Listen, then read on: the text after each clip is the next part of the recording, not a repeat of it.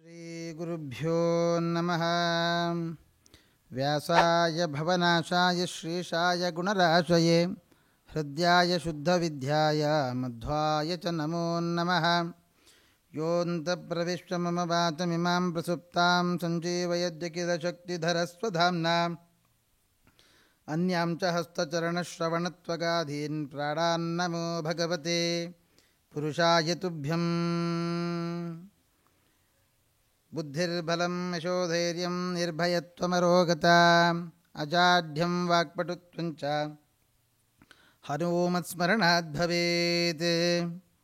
ಭವತಿ ಯದನುಭಾವಾದೇಡಮೂಕೋಪಿ ವಾಗ್ಮೀ ಜಡಮತಿರಪಿ ಜಂತುಃ ಜಾಯತೆ ಪ್ರಾಜ್ಞಮೂಲಿಃ ಸಕಲವಚನಚೇತೋ ದೇವತಾ ಭಾರತೀ ಸಾ ಮಮ ವಚಸಿ ನಿಧತ್ತಾಂ ಸನ್ನಿಧಿಂ ಮಾನಸೇ ಚ. ನಮಃ ಶ್ರೀಪಾದರಾಜಾಯ ನಮಸ್ತೆ ವ್ಯಾಸಯೋಗಿನೇ ನಮಃ ಪುರಂದರಾರ್ಯಾಯ ವಿಜಯಾರ್ಯಾಯ ತೇ ನಮಃ. ಎಲ್ಲ ಗುರುಗಳನ್ನು ದಾಸರನ್ನು ನಮಿಸ್ತಾ ನಾವು ಪ್ರತಿನಿತ್ಯ ಎದ್ದಾಗ ದೇವರ ಸ್ಮರಣೆ ಗುರುಗಳ ಸ್ಮರಣೆಯನ್ನು ಮಾಡ್ತೇವೆ. ಆದರೆ ನಮ್ಮ ವಿಜಯರಾಯರು ಅನೇಕ ವಿಷಯಗಳನ್ನು ನಮ್ಮ ಕಣ್ಣು ಮುಂದೆ ತಂದಿಟ್ಟಿದ್ದಾರೆ. ಅದರಲ್ಲಿ ನಾವು ಕೆಲವೊಂದನ್ನು ಮಾತ್ರ ಆಯ್ಕೆ ಮಾಡಿಕೊಳ್ತೇವೆ, ಕೆಲವೊಂದನ್ನು ಆಯ್ಕೆ ಮಾಡಿಕೊಳ್ಳಲ್ಲ. ಕೆಲವೊಮ್ಮೆ ಯಾರಾದರೂ ಹೇಳಿದಾಗ ಇದು ತುಂಬ ಚೆನ್ನಾಗಿದೆಯಲ್ಲ, ನಮಗಿದು ಗೊತ್ತೇ ಇರಲಿಲ್ಲ ಅಂತ ನಾವು ಅಂದ್ಕೊಳ್ತೇವೆ. ಅದು ಸಾಹಿತ್ಯಗಳಾಗಬಹುದು, ಅಥವಾ ಪದ್ಯ ಆಗಬಹುದು, ಸುಳಾದಿಗಳಾಗಬಹುದು, ಉಗಾಭೋಗಗಳಾಗಬಹುದು, ಹೀಗೆ ಅನೇಕ ವಿಷಯಗಳು. ಆದರೆ ನಾವು ಪ್ರತಿನಿತ್ಯ ಬೆಳಗಿನ ಜಾವದಲ್ಲಿ ಮಾತ್ರ ಅಲ್ಲದೆ ಮಲಗುವ ಸಂದರ್ಭದಲ್ಲಿ ವಿಶೇಷವಾಗಿ ನಾವು ಆ ಉಗಾಭೋಗವನ್ನು ಹೇಳಿಯೇ ಮಲಗಬೇಕು. ಯಾಕೆ? ಅನೇಕರಿಗೆ ವಿಚಿತ್ರ ಕನಸುಗಳು, ಕೆಲವರಿಗೆ ನಿದ್ದೆನೇ ಬರೋಲ್ಲ. ಅಯ್ಯೋ ಆಚಾರ್ಯ, ರಾತ್ರಿ 1 ಗಂಟೆ ಆದರೂ ನಿದ್ದೆ ಬರೋಲ್ಲ ನಮಗೆ ಅಂತ ಹೇಳ್ತಾರೆ. ಕೆಲವರಿಗೆ ಕೆಟ್ಟ ಕೆಟ್ಟ ಕನಸು ಬೀಳ್ತವೆ ಅಂತ ಹೇಳ್ತಾರೆ. ಹೀಗೆ ಅನೇಕರು ನಿದ್ರೆಯ ಸಂದರ್ಭದಲ್ಲಿ ತಾವು ಅನುಭವಿಸುವ ಕಷ್ಟಗಳು 1 2 ಅನೇಕ ಇದ್ದಾವೆ. ಅದಕ್ಕೆಲ್ಲ ವಿಜಯರಾಯರೇ ಹೇಳಿದರು, ಈ ಒಂದು ಪದ್ಯವನ್ನು ಉಗಾಭೋಗವನ್ನು ನಾವು ಮಲಗುವ ಮುಂಚೆ ಹೇಳಿ ಮಲಗಿದರೆ ಎಲ್ಲ ಕಷ್ಟ ಪರಿಹಾರ ಆಗಿಬಿಡುತ್ತೆ, ಒಳ್ಳೆ ನಿದ್ದೆ ಬರುತ್ತೆ, ಯಾವ ಕೆಟ್ಟ ಕನಸು ಬೀಳೋದಿಲ್ಲ ಅಂತ. ಯಾವುದದು ಅಂತ ಹೇಳಿದರೆ, ಒಂದು ಕೈಯಲ್ಲಿ ಖಡ್ಗ, ಒಂದು ಕೈಯಲ್ಲಿ ಹಲಗೆ, ಅಂದವಾಗಿ ಪಿಡಿದು ದಿವಾರಾತ್ರಿಯಲಿ ಬಂದು ಬದಿಯಲಿ ನಿಂತ್ಯ ಬಾರಸನಾಗಿ ಹಿಂದು ಮುಂದು ಭದ್ರವಾಗದಂತೆ ಇಂದಿರೇ ರಮಣ ಕಾಯುತ್ತಲಿರೆ ಎನಗಾವ ಬಂಧನಗಳಿಲ್ಲ ಧನ್ಯ ಧನ್ಯ ಕಂದರ್ಪನಯ್ಯ ಸಿರಿ ವಿಜಯ ವಿಠಲರೇಯ ಎಂದೆಂದಿಗಾಪತ್ತು ಬರಲೀಸನೋ. ಈ ಉಗಾಭೋಗವನ್ನು ನಾವು ಪ್ರತಿನಿತ್ಯ ಮಲಗುವ ಮುಂಚೆ, ಹೊರಗೆ ಹೋಗುವ ಮುಂಚೆ ಏನೋ ಕಷ್ಟ ಬರುತ್ತೆ ಅಂತ ಅನಿಸಿದಾಗ ಈ ಉಗಾಭೋಗವನ್ನು ಒಮ್ಮೆ ಮನಸ್ಸಲ್ಲಿ ನೆನೆಸಿಕೊಂಡ್ರೆ ಸಾಕಂತೆ ನಮಗೆಲ್ಲ ಕಷ್ಟಗಳು ಪರಿಹಾರವಾಗಿ ಬಿಡುತ್ತೆ ಅಂತ ಹೇಳ್ತಾರೆ. ಯಾವಾಗ ಇದನ್ನು ರಚನೆ ಮಾಡಿದರು ಅಂತ ಹೇಳಿದ್ರೆ, ವಿಜಯದಾಸರು ತಮ್ಮ ಬಾಗಣ್ಣದಾಸರಿಗೆ ಅಂಕಿತೋಪದೇಶವನ್ನು ಮಾಡ್ತಾರೆ, ಅಂಕಿತವನ್ನು ಕೊಡ್ತಾರೆ. ಗೋಪಾಲದಾಸರಾಗ್ತಾರೆ. ಬಾಗಣ್ಣದಾಸರು ಗೋಪಾಲದಾಸರೆಂದೇ ಪ್ರಸಿದ್ಧರಾಗ್ತಾರೆ. ಉಪದೇಶಾನಂತರ ಗುರುಗಳ ಈ ವಿಜಯದಾಸರ ವಿಶೇಷವಾದ ಸೇವೆಯಲ್ಲಿ ಆಸಕ್ತಿಯನ್ನು ತೋರಿ ಮುಕ್ತಿಗೆ ಪ್ರತಿಬಂಧಕವಾಗಿರತಕ್ಕಂತಹ ಅಜ್ಞಾನ, ಕಾಮ, ಕರ್ಮಾದಿಗಳ ಹಾವಳಿಯಿಂದ ಸಚ್ಚಾಸ್ತ್ರ ವಿಮುಖರಾದ ಸಜ್ಜನರಲ್ಲಿ ದಯಮಾಡಿ ಅವರ ಮುಕ್ತಿಗೆ ಕಾರಣವಾಗಿರತಕ್ಕಂತಹ ಸಚ್ಚಾಸ್ತ್ರಗಳ ಶ್ರವಣ ಮಾಡಿಸಬೇಕು, ಎಲ್ಲ ವಿಧವಾದ ಕಷ್ಟಗಳು ಅವರಿಗೆ ಪರಿಹಾರವಾಗಬೇಕು ಅಂತ ವಿಶೇಷವಾಗಿ ಗುರುಗಳಿಂದ ಪಡೆದಿರತಕ್ಕಂತಹ ಜ್ಞಾನವನ್ನು ಎಲ್ಲ ಕಡೆ ಹಂಚುವ ಕೆಲಸವನ್ನು ಮಾಡಬೇಕು. ಹಾಗಾಗಿ ಶ್ರೀ ಕೃಷ್ಣನನ್ನು, ಉಡುಪಿಯಲ್ಲಿ ಇರತಕ್ಕಂತಹ ಶ್ರೀ ಕೃಷ್ಣನನ್ನು ಆನಂದ ತೀರ್ಥರಿಂದ ಪ್ರತಿಷ್ಠೆಗೊಂಡಿರತಕ್ಕಂತಹ, ರುಕ್ಮಿಣಿಯಿಂದ ಕರಾರ್ಚಿತವಾಗಿರತಕ್ಕಂತಹ, ಗೋಪಿಕಾ ವಲ್ಲಭನ ಆಗಿರತಕ್ಕಂತಹ ಶ್ರೀಪತಿಯನ್ನು ದರ್ಶನ ಮಾಡಬೇಕು ಅಂತ ಹೇಳಿ ಗೋಪಾಲದಾಸರು ಉಡುಪಿಯ ಯಾತ್ರೆಗೆ ತೆರಳಬೇಕು ಅಂತ ತಮ್ಮ ಗುರುಗಳಾದ ವಿಜಯದಾಸರ ಹತ್ರ ಹೋಗಿ ಕೇಳಿಕೊಳ್ಳುತ್ತಾರೆ. ಆವಾಗ ವಿಜಯದಾಸರಿಗೆ ತಮ್ಮ ಯಾತ್ರೆಯ ನೆನಪಾಗುತ್ತಂತೆ. ಅವರು ಹಿಂದೊಮ್ಮೆ ಕೃಷ್ಣನ ಸಂದರ್ಶನಕ್ಕೆ ಅಂತ ಹೋಗುವಾಗ ದಾರಿಯಲ್ಲಿ ಮಂಡಗದ್ದೆಯ ಭೀಮ ಅಂತ ಒಬ್ಬ ಇದ್ದಾನೆ. ಅವನು ವೈಷ್ಣವ. ತಮಗೆ ಮನೆಯಲ್ಲಿ ಭಾರೀ ಆದರ ಆತಿಥ್ಯ ಭಾರೀ ಮಾಡ್ತಾ ಇದ್ದ. ಅವನೇನು ಮಾಡ್ತಾ ಇದ್ದ ಅಂತಂದರೆ, ಬಂದಿರತಕ್ಕಂತಹ ಯಾತ್ರೆ ಮಾಡುವಂತಹ ವ್ಯಕ್ತಿಗಳನ್ನೆಲ್ಲ ತನ್ನ ಮನೆಗೆ ಕರೆದುಕೊಂಡು ಹೋಗಿ ವಿಶೇಷವಾದ ಅತಿಥಿ ಸತ್ಕಾರ ಮಾಡೋದು. ವಿಶೇಷವಾಗಿ ಅತಿಥಿ ಸತ್ಕಾರವನ್ನು ಮಾಡಿ ಅವರಿಗೆ ಎಲ್ಲ ವಿಧವಾದ ಉಪಚಾರಗಳನ್ನು ಮಾಡಿ ಕಳಿಸಿಕೊಡ್ತಾನೆ. ಆದರೆ ಮುಂದೆ ಹೋಗುವಾಗ ಎಂತಹ ಕಪಟ ಅಂತ ಹೇಳಿದರೆ, ಅವನು ಅವರಿಗೆಲ್ಲ ಉಪಚಾರ ಮಾಡುವಾಗ ಯಾರ್ಯಾರು ಎಷ್ಟೆಷ್ಟು ಬ್ಯಾಗ್ ತಂದಿದ್ದಾರೆ, ಎಷ್ಟೆಷ್ಟು ಆಭರಣಗಳನ್ನು ತಂದಿದ್ದಾರೆ, ಅದನ್ನೆಲ್ಲ ಗಮನಿಸಿಕೊಂಡು ಮುಂದೆ ಪ್ರಯಾಣ ಬೆಳೆಸಬೇಕಾದರೆ ಆ ಒಂದು ಬಹಳ ಚಿಕ್ಕದಾದ ದಾರಿ, ಕೋಟೆಯ ಕಿರುದಾರಿ, ಅಲ್ಲೆಲ್ಲ ಹೋಗುವಾಗ ತನ್ನದೇ ಆದ ಒಂದು ಹಿಂಡು, ಆ ಹಿಂಡನ್ನು ಕಳಿಸಿ ಎಲ್ಲವನ್ನು ದೋಚೋದು. ಈಗ ಒಮ್ಮೆ ದೋಚಬೇಕು ಅಂತ ವಿಜಯರಾಯರು ಹೋಗುವಾಗ ದೋಚಬೇಕು ಅಂತ ಪ್ರಯತ್ನ ಪಟ್ಟಾಗ, ಅವರು ದೇವರಲ್ಲಿ ಪ್ರಾರ್ಥನೆ ಮಾಡಿದಾಗ ಅದರಿಂದ ರಕ್ಷಿತರಾಗಿದ್ದರಂತೆ ವಿಜಯದಾಸರು. ಹಾಗಾಗಿ ಈ ಬಾಗಣ್ಣ ಎಲ್ಲರನ್ನು ಕರ್ಕೊಂಡು ಕೃಷ್ಣನ ದರ್ಶನಕ್ಕೆ ಹೋಗ್ತಾ ಇದ್ದಾನೆ. ಅಲ್ಲಿ ನಾಳೆ ಇದೇ ಮಂಡಗದ್ದೆಯ ಭೀಮ ಬರ್ತಾನೆ, ಅವನು ದೋಚುತ್ತಾನೆ. ಆವಾಗ ನನ್ನ ಶಿಷ್ಯನಿಗೆ ಕಷ್ಟ ಆಗುತ್ತೆ ಅಂತ ತನ್ನ ಶಿಷ್ಯ ವಾತ್ಸಲ್ಯ, ಅವನ ಮೇಲಿದ್ದ ಕರುಣೆ, ಅದರಿಂದ ವಿಜಯರಾಯರು ಹೇಳ್ತಾರೆ, ಒಂದು ಕೈಯಲ್ಲಿ ಖಡ್ಗ ಒಂದು ಕೈಯಲ್ಲಿ ಹಲಗೆ, ಅಂದವಾಗಿ ಪಿಡಿದು ದಿವಾರಾತ್ರಿಯಲ್ಲಿ ಬಂದು ಬದಿಯಲ್ಲಿ ನಿಂತ ಬಾರಾಸನಾಗಿ ಹಿಂದು ಮುಂದು ಭದ್ರವಾಗದಂತೆ ಅಂತ ಈ ಉಗಾಭೋಗವನ್ನು ರಚನೆ ಮಾಡಿದರು. ರಚನೆ ಮಾಡಿ ಬಾಗಣ್ಣ ಈ ಉಗಾಭೋಗವನ್ನು ಸದಾ ಕಾಲ ಹೇಳ್ತಾ ಇರು.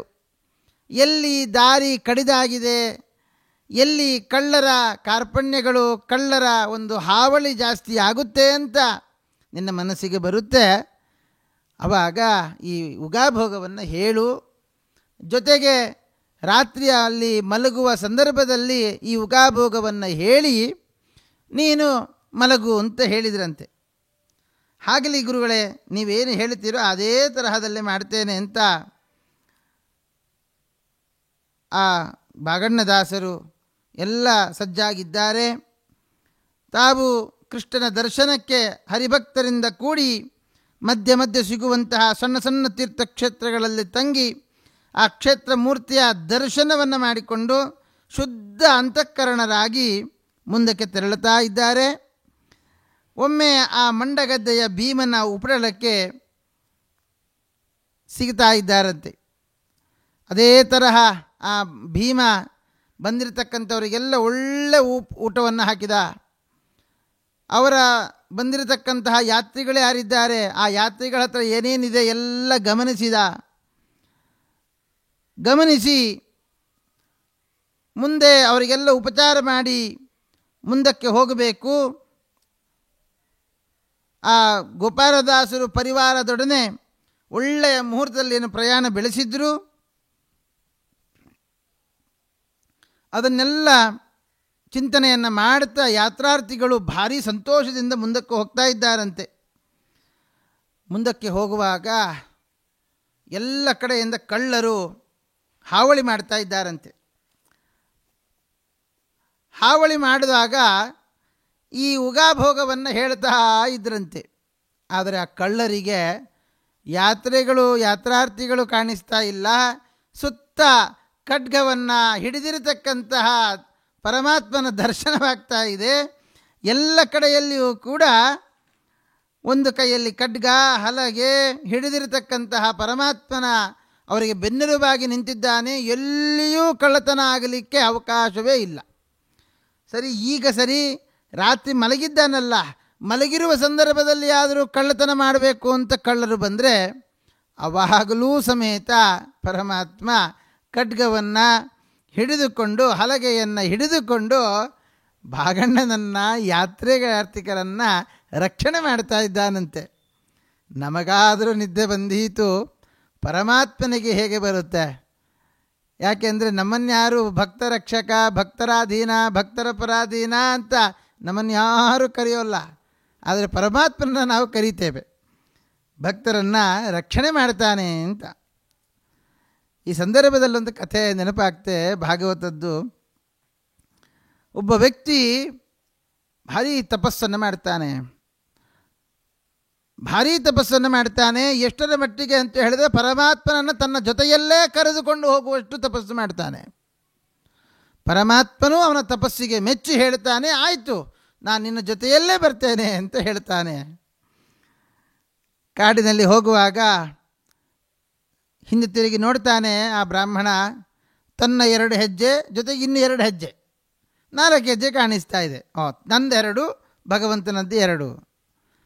ಇನ್ನು ಮುಂದಕ್ಕೆ ಹೋಗ್ತಾನೆ, ಮತ್ತೆ ತಿರುಗಿ ನೋಡ್ತಾನೆ, ಪರಮಾತ್ಮ ಬರ್ತಾ ಇದ್ದಾನೋ, ಕೈ ಕೊಟ್ಟನೋ ಅಂತ. ಇಲ್ಲ, ಪರಮಾತ್ಮ ಒಮ್ಮೆ ಹೇಳಿದರೆ ಮುಗೀತು, ರಕ್ಷಣೆ ಮಾಡ್ತೇನೆ ಅಂತಂದ ಮೇಲೆ ಖಂಡಿತ ರಕ್ಷಣೆ ಮಾಡ್ತೇನೆ. ಆಮೇಲೆ ದೊಡ್ಡ ಮುಳ್ಳಿನ ಕಂಪೆ, ದಾಟೋದಕ್ಕೆ ಕಷ್ಟ ಆಗಬೇಕು, ಮುಂದೆ ಒಂದು ಹೆಜ್ಜೆ ಇಡಲಿಕ್ಕೂ ಆಗಲ್ಲ, ಅಷ್ಟು ದೊಡ್ಡ ಒಂದು ಮುಳ್ಳಿನ ಕಂಪೆಯೇ ಕಾಣಿಸ್ತಾ ಇದೆ. ಅವನು ಹೇಳ್ತಾನೆ, ದೇವರಿದ್ದಾನಲ್ಲ, ನನಗೇನು ಚಿಂತೆ ಅಂತ ಹೇಳಿ ಅವನು ದಾಟ್ತಾನೆ. ಅವನು ಮುಂದಕ್ಕೆ ಹೋದ. ಅವಾಗ ಆಯಿತು, ಹೌದು ಇಷ್ಟೆಲ್ಲ ಕಷ್ಟ ಇದೆಯಲ್ಲ, ಪರಮಾತ್ಮ ಬರ್ತಾನೋ ಇಲ್ಲೋ ಅಂತ ಹಿಂದೆ ತಿರುಗಿ ನೋಡ್ತಾನೆ, 2 ಹೆಜ್ಜೆ ಕಾಣಿಸ್ತಾ ಇದೆ. ಅಲ್ಲಿ ಅವನಿಗೆ, ಬ್ರಾಹ್ಮಣನಿಗೆ, ನನ್ನ ತಪಸ್ಸೆಲ್ಲ ವ್ಯರ್ಥ ಆಗೋಯಿತು, ಈ ದೇವರನ್ನು ನಂಬಿ ನಾನು ಮೋಸ ಹೋದೆ ಅಂತ ದೇವರನ್ನು ಬೈಯೋದಕ್ಕೆ ಪ್ರಾರಂಭ ಮಾಡ್ತಾನಂತೆ. ಯಾಕೆ? ಹಿಂದೆಲ್ಲ 4 ಹೆಜ್ಜೆ ಕಾಣಿಸ್ತಾ ಇದ್ದದ್ದು ಈಗ 2 ಹೆಜ್ಜೆ ಕಾಣಿಸ್ತಾ ಇದೆಯಲ್ಲ, ದೇವರು ನನಗೆ ಮೋಸ ಮಾಡಿಬಿಟ್ಟ ಅಂತ ಕೂಗಾಡ್ತಾನೆ. ಹೆಚ್ಚು ಕೂಗಾಡಬೇಕಾದ್ರೆ ಶಬ್ದ ಕೇಳಿಸ್ತಂತೆ. ಅಯ್ಯೋ ಹುಚ್ಚಪ್ಪ, ಯಾಕೋ ಅಷ್ಟು ಕೂಗಾಡ್ತಾ ಇದ್ದಿ ಅಂತ ಕೇಳಿದಂತೆ ಪರಮಾತ್ಮ. ಮತ್ತು ಕೂಗಾಡಿದ ಏನು ಮಾಡಲಿ ನಾನು? ನೀನು ನನಗೆ ಮೋಸ ಮಾಡಿದ್ದಿ, ನೀನು ನನ್ನ ಜೊತೆಯಲ್ಲೇ ಬರ್ತೇನೆ ಅಂತ ಹೇಳಿದಿ, ಎಲ್ಲಿ ಹೋಗಿದ್ದಿ? ನಾನು ಮುಳ್ಳಿನಲ್ಲಿ ನಡೆಯುವಾಗ ನೀನೆಲ್ಲಿ ಹೋಗಿದ್ದಿ? ಯಾಕೆಂದರೆ 2 ಹೆಜ್ಜೆ ಇತ್ತು, ನಿನ್ನ ಹೆಜ್ಜೆ ಕಾಣಿಸ್ತಾನೇ ಇರಲಿಲ್ಲ. ಆಗ ಹೇಳ್ತಾನೆ ಪರಮಾತ್ಮ, ನೀನು ಮುಳ್ಳಿನಲ್ಲಿ ನಡ್ಕೊಂಡು ಬಂದ್ಯಾ? ಹೌದು, ಮುಳ್ಳಿನಲ್ಲೇ ನಡ್ಕೊಂಡು ಬಂದೆ. ಹಾಗಾದರೆ ನಿನ್ನ ಕಾಲಿಗೆ ಮುಳ್ಳು ಚುಚ್ಚಲಿಲ್ವಾ? ನನಗೇನೂ ಆಗಲಿಲ್ಲ. ಯಾಕಾಗಲಿಲ್ಲ ಅಂತ ಕೇಳಿದ, ಚುಚ್ಚಬೇಕಲ್ಲ, ಮುಳ್ಳು ಚುಚ್ಚಬೇಕಲ್ವಾ ಅಂತಂದ್ರಾಗ ಪರಮಾತ್ಮ ಹೇಳ್ತಾನೆ, ಅಯ್ಯೋ ಹುಚ್ಚಪ್ಪ, ನಿನಗೆ ನೋವು ಆಗಲಿಕ್ಕೆ ನಾನು ಬಿಡ್ತೇನಾ? ಹಾಗಾಗಿ ನಿನಗೆ ನೋವು ಆಗಬಾರ್ದು ಅಂತ ನಾನು ನಿನ್ನ ಎತ್ತುಕೊಂಡಿದ್ದೆ. ಅಲ್ಲಿ ಎಲ್ಲಿ 2 ಹೆಜ್ಜೆ ಕಾಣಿಸ್ತಾ ಇದೆಯಲ್ಲ, ಅದು ನನ್ನ ಹೆಜ್ಜೆಗಳು, ನಿನ್ನ ಹೆಜ್ಜೆ ಅಲ್ಲ, ಅದು ನಿನ್ನ ನಾನು ಎತ್ತುಕೊಂಡಿದ್ದೆ.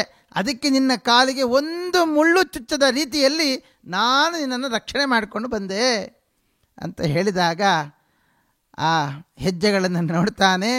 ಶಂಖ ಚಕ್ರ ಗದಾ ಪದ್ಮಗಳಿಂದ ರಾರಾಜಿಸ್ತಾ ಇದೆಯಂತೆ ಆ ಪಾದಗಳು. ಆವಾಗ ಅವನಿಗೆ ಪಶ್ಚಾತ್ತಾಪಪಟ್ಟು ಹೇಳ್ತಾನೆ, ಎಂತಹ ಕರುಣೆ ಸ್ವಾಮಿ ನಿನ್ನದು, ನೀನು ನನ್ನನ್ನು ರಕ್ಷಣೆ ಮಾಡಲಿಕ್ಕೋಸ್ಕರ ನೀನು ಮುಳ್ಳಿನಲ್ಲಿ ನಡ್ಕೊಂಡು ಬಂದೆಯಲ್ಲ, ನಿನ್ನ ಕರುಣೆಗೆ ಮಿತಿಯೇ ಇಲ್ಲ ಅಂತ ಭಗವಂತನನ್ನು ವಿಶೇಷವಾಗಿ ಅವನು ಆರಾಧಿಸ್ತಾ ಬರ್ತಾನಂತೆ. ಈ ಬಾಗಣ್ಣದಾಸರ ಕಥೆಯನ್ನು ಕೇಳುವಾಗ ವಿಜಯದಾಸರು ಮಾಡಿರತಕ್ಕಂತಹ ಉಗಾಭೋಗವನ್ನು ಜಪ ಮಾಡಿದಾಗ ಪರಮಾತ್ಮನೇ ಖಡ್ಗ ಹಲಗೆಯನ್ನು ಹಿಡಿದುಕೊಂಡು ಕಳ್ಳರಿಂದ ರಕ್ಷಣೆ ಮಾಡ್ತಾನೆ ಅಂತ ಆದರೆ ಭಕ್ತರ ಪರಾಧೀನ ಅಲ್ಲದೆ ಇನ್ನೇನು ಅವನನ್ನು ನಾವು ಏನಂತ ಕರಿಬೇಕು? ಹಾಗಾಗಿ ಇದನ್ನು ಅನುಭವಿಸಿರತಕ್ಕಂತಹ ಗೋಪಾಲದಾಸರು ಎಲ್ಲ ಯಾತ್ರೆಯನ್ನು ಮುಗಿಸಿ ವಿಜಯರಾಯರ ಹತ್ತಿರ ಬಂದು ಗುರುವಂತರ್ಯಾಮಿ ನಾರಾಯಣನಿಗೆ ಯಾತ್ರೆಯನ್ನು ಸಮರ್ಪಣೆ ಮಾಡಬೇಕು ಅಂತ ಸಮರ್ಪಣೆ ಮಾಡ್ತಾರೆ. ಆಗ ವಿಜಯರಾಯರು ಕೇಳ್ತಾರೆ, ಏನು ತೊಂದರೆ ಆಗಲಿಲ್ಲ ತಾನೇ? ಆ ಭೀಮನಿಂದಾಗಿ ನಾನು ಹಿಂದೆ ತೊಂದರೆಯನ್ನು ಅನುಭವಿಸಿದ್ದೆ, ಪರಮಾತ್ಮ ರಕ್ಷಣೆ ಮಾಡಿದ, ನಿನಗೇನು ತೊಂದರೆ ಆಗಲಿಲ್ವಲ್ಲ ಅಂತ ಕೇಳಿದಾಗ ಆಗ ಹೇಳ್ತಾರೆ, ಸ್ವಾಮಿ ನೀವು ಕೊಟ್ಟಿರತಕ್ಕಂತಹ ಉಗಾಭೋಗ ಅದು ನನ್ನ ರಕ್ಷಣೆಗೆ ಅಂತ ನೀವು ಮಾಡಿಕೊಟ್ಟಂತಹ ಮಂತ್ರ ದೊಡ್ಡ ಮಂತ್ರ ತುಲ್ಯವಾಗಿದೆ. ಅದನ್ನು ನಾನು ಜಪಿಸಿ ಮಲಗುವ ಸಂದರ್ಭದಲ್ಲಿ ಯಾವತ್ತೋ ಒಂದು ರಾತ್ರಿ ಎಚ್ಚರವಾಯಿತು. ನೋಡಿದಾಗ ಪರಮಾತ್ಮ ಹಲಗೆಯನ್ನು ಖಡ್ಗವನ್ನು ಹಿಡಿದು ನನ್ನನ್ನು ನನ್ನ ಶಿಷ್ಯ ಪರಿವಾರವನ್ನು ರಕ್ಷಿಸ್ತಾ ನಿಂತಿದ್ದ. ಕಳ್ಳರು ಬಂದಿದ್ದರೂ ಕೂಡ ನಮ್ಮ ಒಂದು ಚೂರು ಕೂಡ ನಮ್ಮ ಯಾವ ಪದಾರ್ಥವೂ ಆಚೆ ಈಚೆ ಆಗದ ರೀತಿಯಲ್ಲಿ ನಮ್ಮನ್ನು ಪರಮಾತ್ಮ ರಕ್ಷಣೆ ಮಾಡಿದ. ಇದು ನಾವು ಮಾಡಿದ ಯಾತ್ರೆ ಅಲ್ಲ ಸ್ವಾಮಿ, ನೀವೇ ನಮ್ಮಲ್ಲಿ ನಿಂತು ನಮ್ಮ ಯಾತ್ರೆಯನ್ನು ನೀವು ನಡೆಸಿಕೊಂಡಿದ್ದೀರಿ. ಹಾಗಾಗಿ ನಿಮಗೆ ನಿಮ್ಮ ಅಂತರ್ಯಾಮಿಯಾಗಿರ್ತಕ್ಕಂತಹ ಲಕ್ಷ್ಮೀನಾರಾಯಣನಿಗೆ ಈ ಯಾತ್ರೆಯ ಫಲವನ್ನು ಸಮರ್ಪಣೆ ಮಾಡ್ತೇನೆ ಅಂತ ಭಾಗಣ್ಣದಾಸರು ವಿಜಯದಾಸರ ಹತ್ತಿರ ಇದನ್ನು ಸಮರ್ಪಣೆ ಮಾಡ್ತಾರೆ. ಹಾಗಾಗಿ ಒಂದು ಕೈಯಲ್ಲಿ ಅವನ ಚಿಂತನೆಯನ್ನು ಮಾಡಬೇಕು. ಹೇಗೆ ಚಿಂತನೆ ಮಾಡಬೇಕು ಅಂದರೆ, ಒಂದು ಕೈಯಲ್ಲಿ ಖಡ್ಗವನ್ನು, ಒಂದು ಕೈಯಲ್ಲಿ ಹಲಗೆಯನ್ನು ನಿಂತು ದಿವಾರಾತ್ರಿಯಲ್ಲಿ, ಕೇವಲ ರಾತ್ರಿಯಲ್ಲಿಯೋ ಹಗಲಿನಲ್ಲಿಯೋ ಅಲ್ಲ, ಕೆಟ್ಟವರು ಕಳ್ಳರು ಪಾಖಂಡಿಗಳು ಯಾವಾಗ ನಮ್ಮ ಮೇಲೆ ಎಗರ್ತಾರೆ, ಯಾವಾಗ ನಮ್ಮ ಮೇಲೆ ದಾಳಿ ಮಾಡ್ತಾರೆ ಗೊತ್ತಿಲ್ಲ. ಅದು ನಮ್ಮ ಮನೆ ಒಳಗೆ ಆಗಬಹುದು, ನಮ್ಮ ಮನೆ ಹೊರಗಾಗಬಹುದು, ಎಲ್ಲಿಂದಲಾದರೂ ನಮ್ಮ ಮೇಲೆ ನಮ್ಮ ಶತ್ರುಗಳು ನಮ್ಮ ಮೇಲೆ ಬರಬಹುದು. ಆದರೆ ಯಾರು ಈ ವಿಜಯದಾಸರ ಉಗಾಭೋಗವನ್ನು ಯಾರು ಜಪ ಮಾಡ್ತಾರೆ ಅವರಿಗೆ ಪರಮಾತ್ಮನೇ ರಕ್ಷಣೆಯಾಗಿ ನಿಂತುಕೊಳ್ತಾನೆ. ದಿವಾರಾತ್ರಿಯಲ್ಲಿ ಬಂದು ಬದಿಯಲ್ಲಿ ನಿತ್ಯ ಬಾರಸನಾಗಿ ಹಿಂದು ಮುಂದುಪದ್ರವವಾಗದಂತೆ, ಎಲ್ಲಿ ಹಿಂದುಗಡೆ ಮಾತ್ರ ಅಲ್ವಾ, ಹಿಂದಾಗಲಿ ಮುಂದಾಗಲಿ ಪಕ್ಕಾಗಲಿ ಆಚೆ ಈಚೆ ಎಲ್ಲಿಂದಲಾದರೂ ಸರಿ ಯಾವ ತೊಂದರೆಯೂ ಬರದ ರೀತಿಯಲ್ಲಿ ಇಂದಿರೆಯ ರಮಣನಾದ ಪರಮಾತ್ಮ ನಮ್ಮನ್ನು ಕಾಯ್ತಾ ಇದ್ದಾನಂತೆ. ಅಂತಹ ಪರಮಾತ್ಮನಿಗೆ ನಾವೇನು ಹೇಳಬೇಕು? ನಾವಲ್ವೇ ಧನ್ಯರು, ನಾವೇ ಅಲ್ವ ಧನ್ಯರು. ಅಂತಹ ಶ್ರೀ ವಿಜಯ ವಿಠಲರೇಯ ಎಂದೆಂದಿಗೆ ಆಪತ್ತು ಬರಲೀಸನೋ, ಆ ವಿಠಲ ಯಾವತ್ತಿಗೂ ನಮಗೆ ಆಪತ್ತು ಬಾರದ ರೀತಿಯಲ್ಲಿ ನೋಡಿಕೊಳ್ತಾನೆ ಅಂತ ಹೇಳ್ತಾರೆ. ಹಾಗಾಗಿ ಆ ವಿಜಯದಾಸರ ಈ ಉಗಾಭೋಗವನ್ನು ಯಾರು ಪ್ರತಿನಿತ್ಯ ಬೆಳಗ್ಗೆ ರಾತ್ರಿಯ ಹೊತ್ತಿನಲ್ಲಿ ಈ ಉಗಾಭೋಗವನ್ನು ಯಾರು ಪಠನೆ ಮಾಡ್ತಾರೆ ಅವರಿಗೆ ಎಲ್ಲಿಂದಲೂ ಯಾರಿಂದಲೂ ಯಾವ ಕಡೆಯಿಂದಲೂ ಕೂಡ ಆಪತ್ತು ಬರದ ರೀತಿಯಲ್ಲಿ ಪರಮಾತ್ಮ ನಮ್ಮನ್ನು ರಕ್ಷಣೆ ಮಾಡ್ತಾನೆ ಅನ್ನುವ ಮಾತನ್ನು ತಿಳಿಸಿದ್ದಾರೆ. ಹಾಗಾಗಿ ನಾವೆಲ್ಲ ಈ ಉಗಾಭೋಗವನ್ನು ವಿಶೇಷವಾಗಿ ನಾವು ಚಿಂತನೆ ಮಾಡಬೇಕು. ಯಾಕೆ ಅಂತಂದರೆ ಹೇಳ್ತಾರೆ, ಆಚಾರ್ಯ ಮಧ್ವರ ಕಾಲದಲ್ಲಿಯೂ ಕಳ್ಳರು ಎಲ್ಲ ಬಂದಾಗ ಶಿಷ್ಯರ ಮೇಲೆ ಸುಮ್ಮನೆ ಹೇಳಿದ್ರಂತೆ, ಈ ಶಾಲುವಿಂದ ಹೊಡಿ ಅಂತ. ಆ ಶಾಲುವೆ ಗದೆಯಾಗಿ ಕಳ್ಳರನ್ನೆಲ್ಲ ಓಡಿಸಿಬಿಡ್ತು ಅಂತ ಹೇಳ್ತಾರೆ. ಕದಾಚಿಚ್ಚೋರಾಣಾಂ ನಿಕರಮವಲೋಕ್ಯಾಭಿಪತತಾಂ ಅವಸ್ಥಾಪ್ಯ ಸ್ವೀಯಾನ್ ಕರಗಪಟಪಿಂಡಾರ್ಥಮತಿಕೃತ್. ಈ ಬಟ್ಟೆಯನ್ನೇ ಪಿಂಡವನ್ನಾಗಿ ಮಾಡಿ ಕಳ್ಳರನ್ನು ಓಡಿಸಿದ ದೃಷ್ಟಾಂತ ಆಚಾರ್ಯ ಮಧ್ವರು ಆ ಶಿಷ್ಯರ ಮುಖಾಂತರ ಮಾಡಿಸಿರ್ತಕ್ಕಂತಹದ್ದು ಅನೇಕ ಘಟನೆಗಳು ಮಧ್ವಾಚಾರ್ಯರ ನಮ್ಮ ಜೀವನ ಚರಿತ್ರೆಯಲ್ಲೂ ನಾವು ನೋಡಬಹುದು. ಅಂತಹ ಗುರುಗಳನ್ನು ಪಡೆದ ನಾವೇ ಧನ್ಯರು, ಇಂತಹ ದಾಸರನ್ನು ಪಡೆದಿರತಕ್ಕಂತಹ ನಾವೇ ಅತ್ಯಂತ ಧನ್ಯರು ಅಂತ ಹೇಳ್ತಾ, ಆ ವಿಜಯರಾಯರ ಉಗಾಭೋಗವನ್ನು ಪ್ರತಿನಿತ್ಯ ನಾವು ಪಠಿಸುವಂಥವರಾಗಿ ಆಗಬೇಕು. ಆವಾಗಲೇ ಈ ನಮ್ಮ ವಾಹಿನಿಯ ಮುಖಾಂತರ ಏನಿಷ್ಟೆಲ್ಲ ವಿಷಯಗಳನ್ನು ನಿಮ್ಮ ಹತ್ರ ತಿಳಿಸ್ತಾ ಇದ್ದೇನೆ ಅದಕ್ಕೊಂದು ಸಾರ್ಥಕತೆ ಬರುತ್ತೆ. ಆದ್ದರಿಂದ ನೀವೆಲ್ಲ ಅದರ ಉಗಾಭೋಗವನ್ನು ಪ್ರತಿನಿತ್ಯ ಪಠಿಸಿ ಭಗವಂತನ ರಕ್ಷಾ ಕವಚದಲ್ಲಿ ನಾವು ಮುಂದುವರಿಯೋಣ ಅಂತ ಹೇಳ್ತಾ ಶ್ರೀಕೃಷ್ಣಾರ್ಪಣಮಸ್ತು.